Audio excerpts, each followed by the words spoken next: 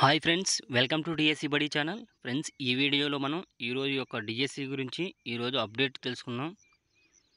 ఈ అప్డేట్ ఈరోజు ఇచ్చిన అప్డేట్ వల్ల లోకేష్ గారు ఎంత మొండిగా అంటే మనకి ఎలాంటి రెస్పాండ్ లేకుండా ఎలా అయితే ఈ నోటిఫికేషన్ టైంలో ఉన్నారో, అలాగే ఈరోజు ఇచ్చే అప్డేట్లో ఇక్కడ మనకేందంటే ఇక ప్రతి ఏటా డిఎస్సి అన్నారు కదా, ఎలాగైతే మొండిగా ఉన్నారో అలాగే ప్రతి ఏటా డిఎస్సి అనేది ఇస్తే బాగుంటుంది.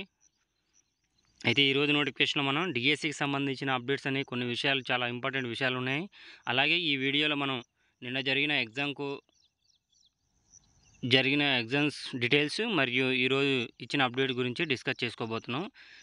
వీడియో మాత్రం లైక్ చేసి సబ్స్క్రైబ్ చేయండి ఫ్రెండ్స్, ఎక్కడ స్కిప్ చేయకుండా చూడండి, ఓకేనా. కంటెంట్లోకి వెళ్ళినట్టయితే చూడండి, ఏపీలో ఇంకా 81 లక్షల మంది నిరక్షరాస్యులు ఉన్నారన్నట్టుగా తెలియజేస్తున్నారు. 100% అక్షరాస్యత సాధనకు అక్షరాంధ్ర కార్యక్రమం విద్యాశాఖ సమీక్షలో మంత్రి నారా లోకేష్ గారు మనకి ఇక్కడ ఏం చేయాలంటే ఇక్కడ ఏం తెలియజేశారంటే, విద్యా ప్రమాణాల మెరుగుకు ఇకపై ఏటా డిఎస్సి నిర్వహించి ఉపాధ్యాయుల పోస్టులు భర్తీ చేస్తామని విద్యా, ఐటీ, ఎలక్ట్రానిక్స్ శాఖల మంత్రి నారా లోకేష్ వెల్లడించారు. ఉండవల్లిలోని నివాసంలో శుక్రవారం పాఠశాల ఇంటర్మీడియట్ ఉన్నత విద్యా సమగ్ర శిక్ష అభియాన్లపై మంత్రి సమీక్షించారు. ఈ సందర్భంగా ఆయన మాట్లాడుతూ, ఏపీ చరిత్రలో తొలిసారి అత్యధికంగా 16,347 ఉపాధ్యాయ పోస్టులు భర్తీ చేయబడుతున్నాం. డిఎస్సి మొదటి రోజు ఎలాంటి సమస్యలు లేకుండా పరీక్షలు ముగిశాయి. తొలి రోజు మొదటి విడతకు 88%, మధ్యాహ్నం విడతకు 86% మంది హాజరయ్యారు. రాబోయే 4 ఏళ్లలో ఏపీ మోడల్ విద్య తీసుకురావడమే లక్ష్యం. ఇదివరకు ఎప్పుడూ లేని విధంగా అత్యధిక మంది ఉపాధ్యాయులకు పదోన్నతులు కల్పించాము. ఉపాధ్యాయులు బదిలీలు, పదోన్నతులను పారదర్శకంగా నిర్వహిస్తున్నామని తెలిపారు. రాబోయే 3 ఏళ్లలో అక్షరాస్యతలో దేశంలోనే మొదటి 3 రాష్ట్రాల్లో ఒకటిగా ఏపీ ఉండాలి. 100% అక్షరాస్యత సాధననే లక్ష్యంగా అక్షరాంధ్ర పేరుతో ప్రత్యేక కార్యక్రమాన్ని చేపట్టాలి. రాష్ట్రంలో 15 నుంచి 59 ఏళ్ల వయసున్న వారిలో 81 లక్షల మంది నిరక్షరాస్యులుగా ఉండడం విస్మయం కలిగించే అంశమని, వయోజన విద్యలో ఏపీ అట్టడుగున ఉన్నందున ఇకపై మిషన్ మోడ్లో కార్యక్రమాన్ని చేపట్టాలి. 100% లక్ష్యాన్ని సాధించగలిగే అంకితభావం ఉన్నవారినే వయోజన విద్య విభాగంలోకి తీసుకోవాలి అని సూచించారు. రాష్ట్రంలో ISB, triple IT, EFLU, South Asian university, NIPER విదేశీ విశ్వవిద్యాలయాల ఏర్పాటుపైన మంత్రి సమీక్షించారు. ఫ్రెండ్స్, ఇలాగే మనకి ఇలాంటి నోటిఫికేషన్ ఇచ్చినప్పుడు గొప్పగా 16,347 పోస్టులు చెప్తున్నారు, కానీ మనకి సరిపడా టైం ఇచ్చుంటే బాగుండేది. ఏపీ చరిత్రలో తొలిసారి అత్యధికంగా 16,347 ఉపాధ్యాయ పోస్టులు భర్తీ చేయబడుతున్నామని గొప్పగా చెప్తున్నారు, కానీ దీనికి సరిపడా అంత సమయాన్ని కేటాయించలేదని అభ్యర్థులు అయితే చాలా పడుతున్నారు. దీనికి టైం అనేది కేటాయించుంటే బాగుండేది. ఇంకా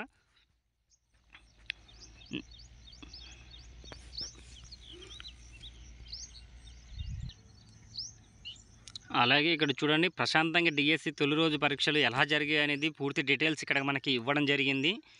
మెగా డిఎస్సి తొలి రోజు పరీక్షలు ప్రశాంతంగా ముగిశాయని కన్వీనర్ వెంకటకృష్ణారెడ్డి తెలిపారు.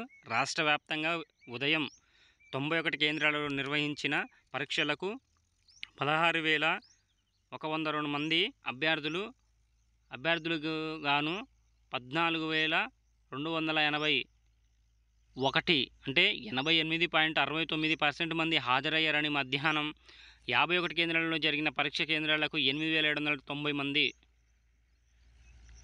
అభ్యర్థులకు గాను 7,611 అంటే 86.58% మంది హాజరయ్యారని వెల్లడించారు.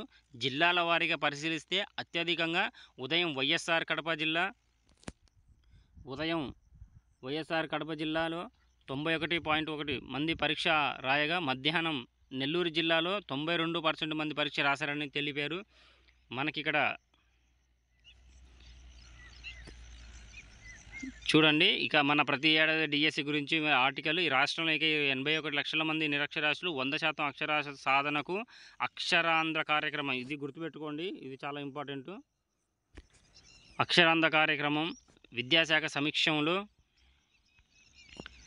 మంత్రి నారా లోకేష్ గారు విద్యా ప్రమాణాల మెరుగుకు ఇకపై ఏటా డిఎస్సి నిర్వహించి ఉపాధ్యాయ పోస్టులు భర్తీ చేస్తామని విద్యా, ఐటీ, ఎలక్ట్రానిక్స్ శాఖల మంత్రి నారా లోకేష్ వెల్లడించారు. ఉండవల్లిలో నివాసంలో శుక్రవారం పాఠశాల, ఇంటర్మీడియట్, ఉన్నత విద్య, సమగ్ర శిక్ష అభియాన్పై మంత్రి సమీక్షించారు. ఈ సందర్భంగా ఆయన మాట్లాడుతూ ఏపీ చరిత్రలో అత్యధికంగా పోస్టులు భర్తీ చేస్తున్నామని, మొదటి రోజు ఎలాంటి సమస్యలు లేకుండా పరీక్షలు ముగిశాయని, మొదటి విడతగా 88%, మధ్యాహ్నం విడతకు 86% మంది హాజరయ్యారని, రాబోయే 4 ఏళ్లలో ఏపీ మోడల్ విద్య తీసుకురావడమే లక్ష్యం.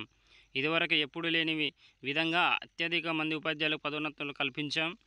ఉపాధ్యాయులు బదిలీలు, పదోన్నతులను పారదర్శకంగా నిర్వహిస్తున్నామని తెలిపారు. మరియు ఈ యొక్క అక్షరాంధ్ర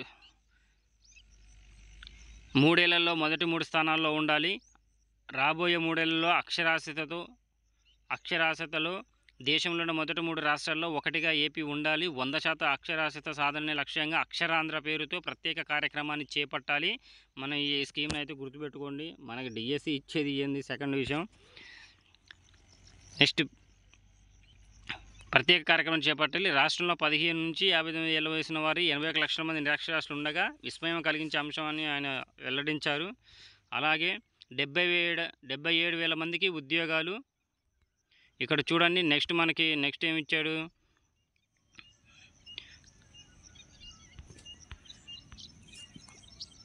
ఈ యొక్క అక్షరాంధ్రలో మనం చేపట్టే అంశం ఏంటంటే వయోజన విద్యలో ఏపీ అట్టడుగునున్నందున ఇకపై మిషన్ మోడ్తో కార్యక్రమాన్ని చేపట్టాలి. 100% లక్ష్యం సాధించగలిగే అంకితభావం ఉన్నవారినే వయోజన విద్య విభాగంలోకి తీసుకోవాలి. ఉల్లాస్ కార్యక్రమంలో భాగంగా ఈ ఏడాది మార్చిలో 3.95 lakhs మందికి అక్షరాస్యత పరీక్షలు నిర్వహిస్తే 3,53,000 మంది ఉత్తీర్ణులయ్యారు. నైపుణ్యం యాప్ను ఉన్నతీకరించాలి.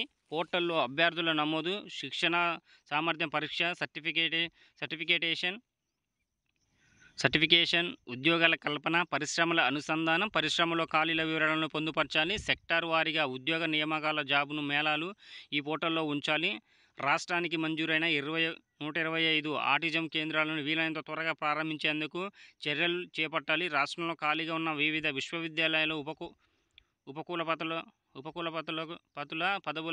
పదవులకు సెర్చ్ కమిటీ ద్వారా సాధ్యమైనంత త్వరగా పేర్లు సూచించాలి. వివిధ వర్సిటీల చట్టాలను సమీక్షించి అతి త్వరలో ఏకీకృత చట్టాన్ని తీసుకురావాలి. నాణ్యతపై ఎలాంటి రాజీ లేకుండా ప్రైవేటు కళాశాలలకు ఇచ్చే ఎన్ఓసీలు మరింత సులభతరం చేయాలి అని సూచించారు. రాష్ట్రంలో ISB, IIIT, EFLU, South Asian university, NIPER విదేశీ విశ్వవిద్యాలయం ఏర్పాటైన మంత్రి సమీక్షించారు. అలాగే 77,000 మంది ఉద్యోగాలు, నైపుణ్య శిక్షణ అందించి 77,703 మందికి ఉద్యోగాలు కల్పించామని నైపుణ్యాభివృద్ధి సంస్థ ఎండి, సిఇఓ గణేష్ కుమార్ మంత్రి వివరించారు. నైపుణ్యం యాప్ ద్వారా 6,83,052 మంది దరఖాస్తు చేసుకోగా 6,45,123 మందికి శిక్షణ ఇచ్చామని వెల్లడించారు. విశ్వవిద్యాలయాలకు ఏకీకృత చట్టం ద్వారా governing board, executive committee, academic council విభాగాలు తీసుకొస్తామని, ఈ నెలాఖరులోగా సెర్చ్ కమిటీ సిఫారసును పంపిస్తామని ఉన్నత విద్యా మండలి చైర్మన్ మధుమూర్తి తెలిపారు. పాఠశాల విద్య అకాడమిక్ క్యాలెండర్, లీప్ ఇయర్ సిద్ధం చేసినట్టు డైరెక్టర్ విజయరామరాజు పేర్కొన్నారు. మనకి డిఎస్సి ప్రతి ఏటా ఇస్తే చాలా బాగుండిద్ది. ఎప్పటికప్పుడు డిఎస్సి కంప్లీట్ చేస్తుంటే నిరుద్యోగత అనేది మన బీఈడి వాళ్ళకి చాలా హెల్ప్గా ఉంటుంది. కానీ అది ఎంతవరకు అనేది ముందు చూడాలి. అయితే ఈ అక్షరాంధ్ర కార్యక్రమం దేని గురించి అనేది గుర్తుపెట్టుకోండి. అలాగే ఇది చాలా ఇంపార్టెంట్. అలాగే చాలామంది ఎగ్జామ్ సెంటర్ దగ్గర చాలా ఇబ్బందులు పడుతున్నారు. మన హాల్ టికెట్లో ఎగ్జామ్ సెంటర్ కోడ్ అనేది ఇవ్వలేదు. అలాగే ఒకే దగ్గర కాలేజీలో 2-3 బ్రాంచీలు ఉంటే అక్కడ కన్ఫ్యూజ్ అవుతున్నారు. ఎటు వెళ్ళాలనేది అక్కడ క్లారిటీ లేదు. అలాగే రోడ్ల మీద ఫ్లెక్సీలు కడతాము అదన్నీ చాలా నోటిఫికేషన్ ఇచ్చారు, అది లేదు. ఎలాగోలా చాలామంది అయితే ఎగ్జామ్ సెంటర్ దూరంగా పడ్డాయని నిరుత్సాహపడుతున్నారు. ఓకే ఫ్రెండ్స్, చాలామంది డిఎస్సికి ప్రిపేర్ అయ్యే ఆస్పిరెంట్స్ మన ఛానల్లో మీకు సంబంధించిన ప్రీవియస్ క్వశ్చన్ పేపర్స్, అలాగే డిఎస్సికి సంబంధించిన అప్డేట్స్ అనేది ఇవ్వడం జరుగుతుంది. రోజు జరిగిన ఎగ్జామ్ పేపరు, అలాగే జరిగిన 2 గంటలు లేదా 3 అవర్స్లో మీకు అప్లోడ్ చేయడం జరుగుతుంది. కుదిరితే 1 అవర్ లోపు అప్లోడ్ చేయడం జరుగుతుంది. ఏ రోజుకి ఆ రోజు పేపరు. మన ఛానల్ అయితే ప్రతి అప్డేట్కి సబ్స్క్రైబ్ చేసుకొని ఉండండి ఫ్రెండ్స్. Thank you.